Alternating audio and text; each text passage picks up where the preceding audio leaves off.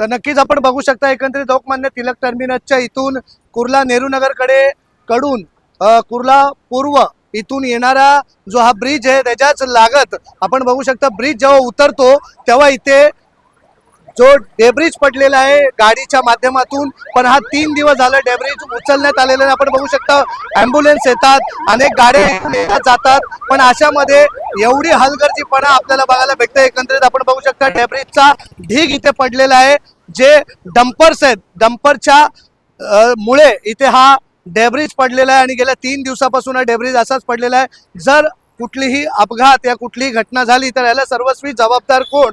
का ह्याला हे दिसलं नाही? का इथे लक्ष देण्यात आलेलं नाहीये? का इथे बॅरिकेडिंग करण्यात आलेली नाहीये?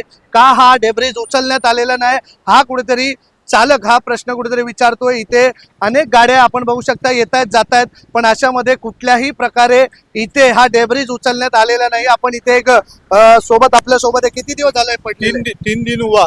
हाँ। ये ऐसा ही गिरा, कोई नहीं, कोई कुछ बोला नहीं इधर, कोई ध्यान नहीं दे रहा, कोई भी ध्यान नहीं दे रहा। तर नक्कीच आपण बघू शकता की इथे हे टॅक्सी चालक आहे, त्यांचं हेच म्हणणं आहे की 3 दिवस झाला हा डेब्रिज जो असाच पडलेला आहे, पण ह्याच्या उचलण्याचं काम अजूनही केलेलं नाही का? कोणाला दिसलं नाहीये का? एवढा मोठा हा रस्ता आहे, हा ब्रिज आहे आणि इथून गाड्या येतात जातात, लोकमान्य टिळक टर्मिनस बाजूलाच आहे आणि अशामध्ये जर कुठली दुर्घटना झाली, जर काही झालं तर ह्याला सर्वस्वी जबाबदार कोण? हा प्रश्न कुठेतरी निर्माण होतोय। तर नक्कीच हा डेब्रिज उचलण्यात येईल का हे आता पाहणं महत्त्वाचं राहील।